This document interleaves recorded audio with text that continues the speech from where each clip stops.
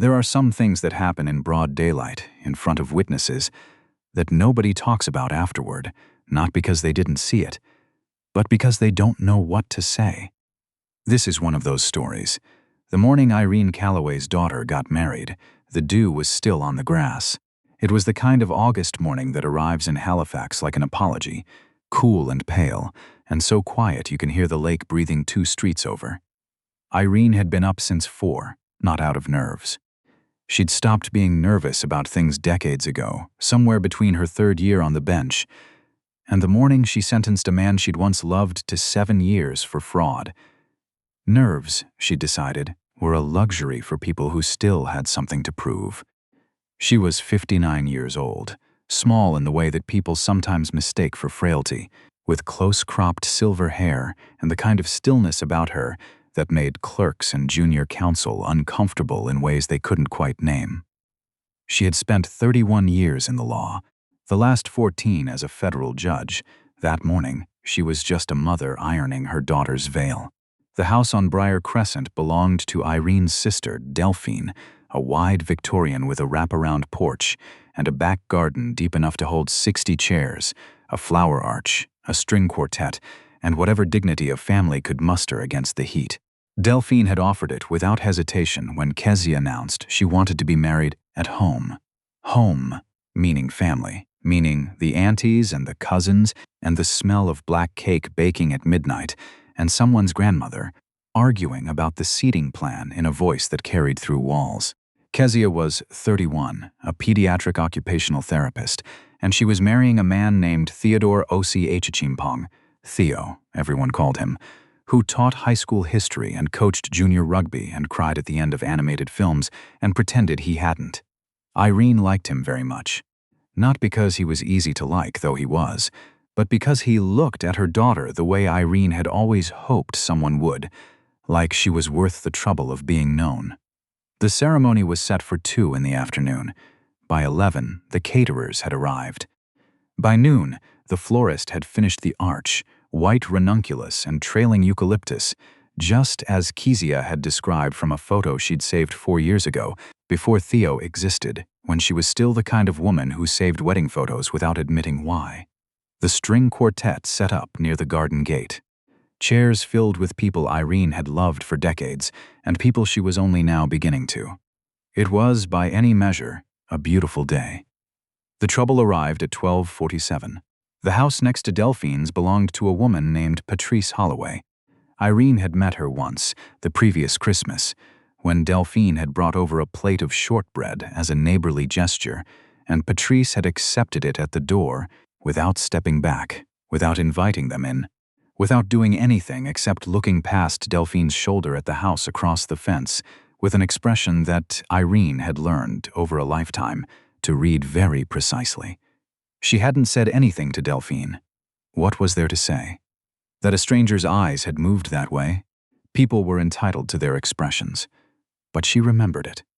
Patrice Holloway was 63, recently retired from something in insurance, and had lived on Briar Crescent for 11 years. She was white, narrow-faced, and had the particular energy of a person who had confused proximity to order with the right to enforce it. Delphine had told Irene, over the phone, that Patrice had once called the city about a fence post being 2 inches over the property line, that she had submitted a noise complaint about a wind chime, that she had, on 3 separate occasions, asked Delphine if she needed help finding parking, a question that contained, in Delphine's words, everything you needed to know about the woman. At 12:47, Patrice Holloway called the Halifax Regional Police. She reported a large gathering. She reported loud music. She reported, and this was the word she used, a situation. She said she didn't know what was happening over there, but it didn't look right. The music, at that point, was a string quartet playing Pachelbel. Constable Ray Fenton arrived at 12:59. He was 28, 3 years on the force, built wide through the shoulders in a way that had once been useful on a football field, and now mostly just made him look more certain of himself than he was. He pulled up in front of Delphine's house, got out, adjusted his belt, and walked up the front path with the particular stride of someone who has decided in advance that this will be simple. Irene saw him from the porch. She was standing there with a glass of sparkling water, taking a moment away from the noise of the house. From Kezia's laughter drifting down the hall, from Theo's uncle explaining something at length to someone in the garden, just breathing. She saw the cruiser. She saw the constable. She set her glass down on the porch railing, slowly, and watched him come up the steps. "Afternoon," he said. "We received a complaint about this address." "I see," Irene said. "Noise disturbance. Large gathering without a permit." He looked past her at the house, at the chairs in the garden, at the arch of white flowers. "What's going on here?" "My daughter is getting married," Irene said. "In approximately 1 hour." "Right." He nodded as though she'd confirmed something he'd already suspected. "You're going to need a special events permit for something this size. This is a private residence," Irene said. "A family event on private property." "I understand that, ma'am, but with this many people, how many people do you believe require a permit?" He paused. "I'd have to check the bylaw." "Yes," she said. "I think you'd better." There was a moment. He looked at her, this small, silver-haired woman in a pale linen dress, and she could see him deciding something. She had seen that particular decision made many times. It was the decision that certain people made when they looked at her and saw only the surface of her, the age and the color and the quiet, and concluded that the surface was all there was. He pulled out his radio. "I'm going to need you to pause the event while I look into this. You're asking me to pause my daughter's wedding. I'm asking you to give me a minute to confirm the bylaw requirements." "Then I suggest," Irene said, "that you take that minute on the sidewalk. This is private property, constable, and you don't have a warrant, an invitation, or a reason that would hold up to the slightest scrutiny. You're welcome to stand on public property and look up whatever bylaw you'd like, but I'd ask you not to come any further onto this porch." He stared at her. She looked back at him with the expression she had spent 31 years perfecting. Not hostile, not theatrical, not anything that could be called rude. Just still, just waiting. He stepped back. He didn't leave, but he stepped back. For 14 minutes, Constable Ray Fenton stood on the sidewalk in front of Delphine's house and looked at his phone.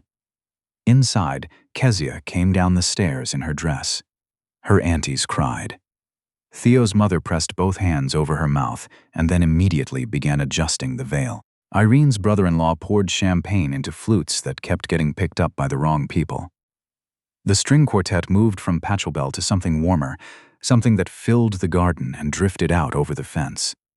Irene stayed on the porch. She wasn't hiding. She wasn't afraid. She simply understood, from long experience, that Constable Fenton had not finished yet, and that it would be better to meet whatever came next out here, where she could see it clearly, rather than let it come inside and touch the day. He came back at 1:13. He had someone with him this time, a second constable, a woman named, as Irene would later learn, Sergeant Diane Kowalczyk, who had arrived in a second cruiser and who walked up the front path with a different energy than Fenton's, not deferential exactly, but alert in a different way. Watching. "I've confirmed," Fenton said, "that gatherings over 50 persons on private residential property in this municipality require a constable," Irene said. "Before you finish that sentence, I'd like you to tell me the specific bylaw number you're citing." He stopped. "The full bylaw number and the section," she said, "because I've been sitting here for the last 14 minutes, and I looked it up too." Sergeant Kowalczyk's expression shifted by about 2 degrees. It wasn't much, but Irene caught it. "The Halifax Regional Municipality Noise and Gathering Bylaw," Fenton began, with less certainty than before. "HRM Bylaw N200, Irene said. Section 4, Subsection 3, which applies to amplified sound events and commercial gatherings, not to private family ceremonies, not to a string quartet on a Tuesday, not to this." She looked at him steadily. "Would you like to try another bylaw?" He wouldn't meet her eyes. "Now," Irene said, still quiet, still not fast raising her voice by so much as a semitone, "I understand that you received a complaint. I understand that you had to respond to it. I don't hold that against you. But the complaint was inaccurate. The bylaw doesn't apply. You don't have grounds to be on this property. And in about 45 minutes, my daughter is going to walk down that garden path and get married. I would very much like that to happen without a police cruiser in front of the house. Sergeant Kowalczyk touched Fenton on the arm. He pulled away slightly. He wasn't finished. I'd like to speak to the homeowner, he said. I'll get her, Irene said. While I do that, Sergeant, could I ask your name? Kowalczyk told her. Thank you. Irene looked at Fenton. And your name and badge number, Constable? There it was again, that decision being made.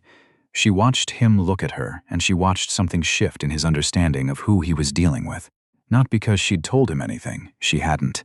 She had simply asked his name and badge number in a tone that suggested she had asked this question before, in rooms with better lighting, with a court reporter present.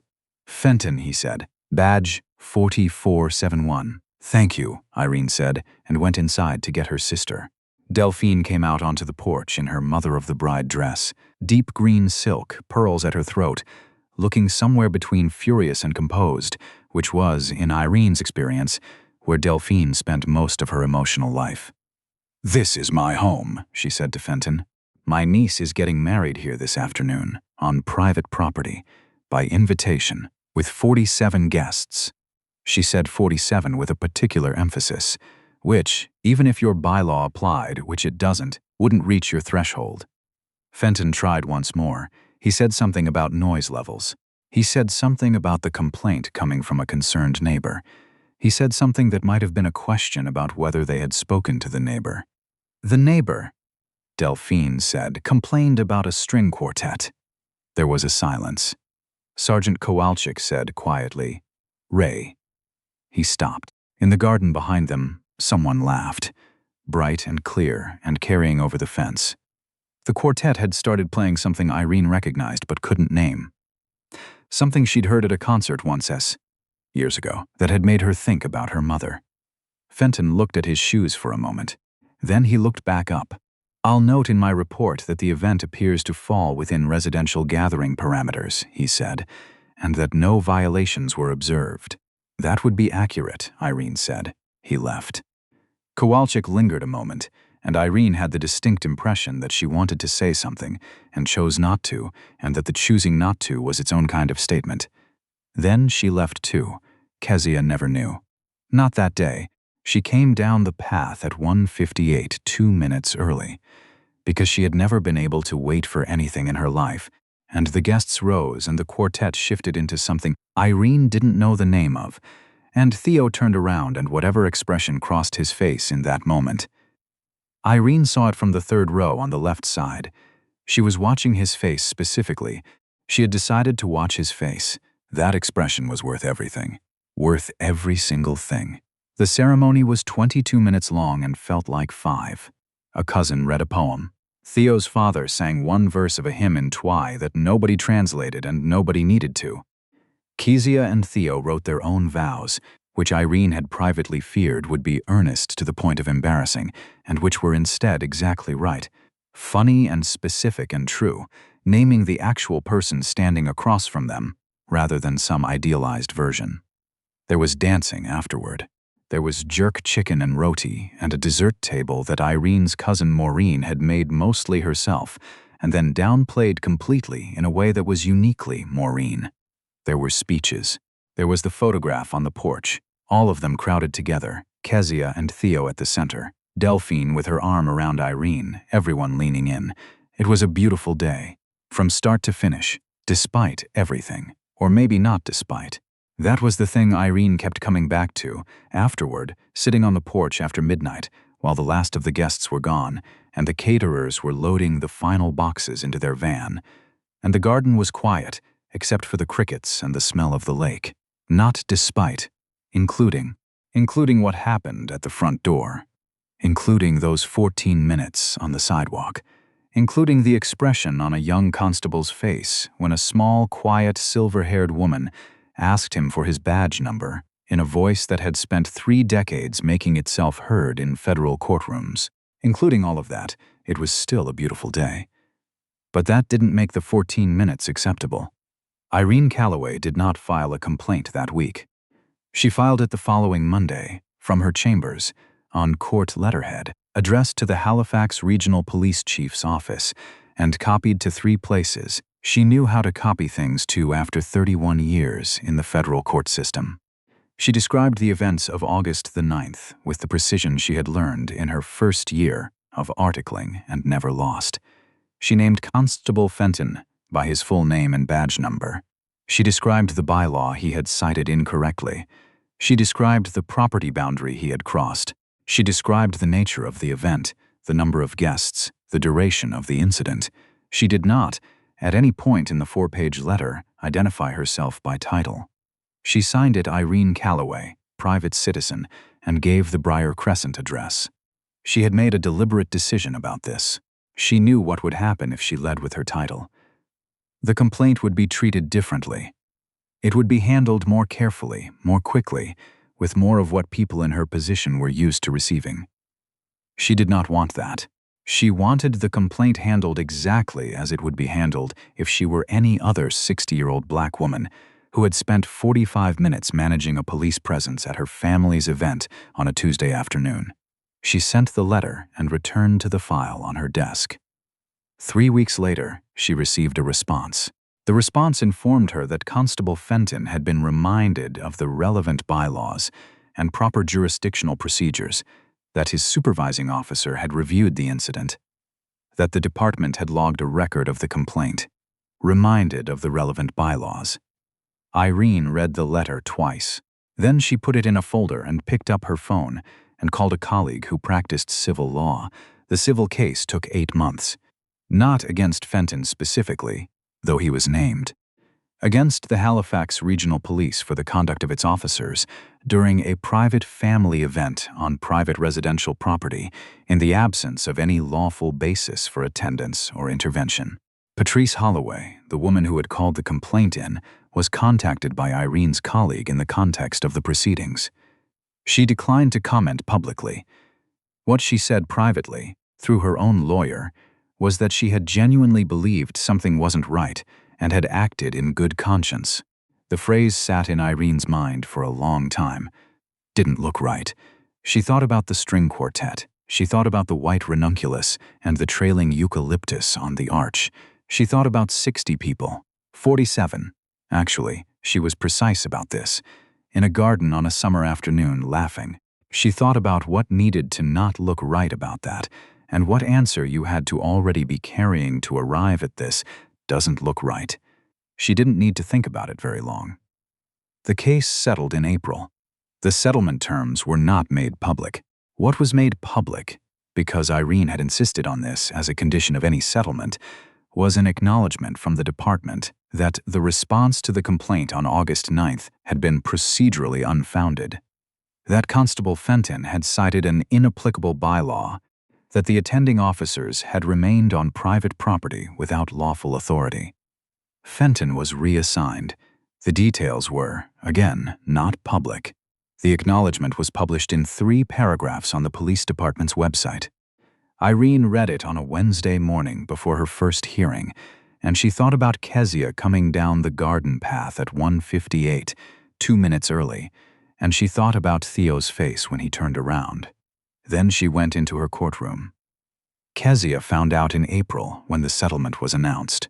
She called her mother from a parking lot somewhere, voice tight in a way Irene recognized as the voice Kezia used when she was working very hard not to cry. "You didn't tell me," she said. "No," Irene said, "the whole time." 8 months? Yes. Why? Irene thought about how to answer this. She had been thinking about how to answer this since August. Since the evening she sat on the porch after midnight, listening to the crickets and smelling the lake. "Because I didn't want you looking back at your wedding and seeing what happened at the door," she said. "I wanted you to remember the garden, the arch, Theo's face." She paused. "I wanted you to have the day." There was a silence on the other end of the line. "Mom," Kezia said finally, "I know, you spent 8 months. Yes, on a lawsuit, yes, while being a federal judge. I know what I am, sweetheart." Another silence. Then quieter. "Did you win?" Irene looked out her chamber's window at the street below, at the ordinary Tuesday afternoon of it, at the people moving through the world not thinking about what it cost them to move through it, or not thinking about it right now, in this moment. "In the ways that matter," she said.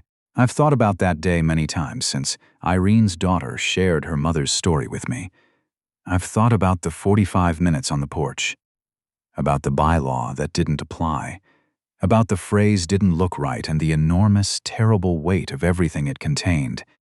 I've thought about Irene deciding on her own in her chambers to sign the complaint as a private citizen, not as a judge, not as an officer of the federal court, just as a woman who had stood on a porch and been asked to pause her daughter's wedding for no lawful reason. There's something in that choice that I keep returning to. Because she could have led with her title.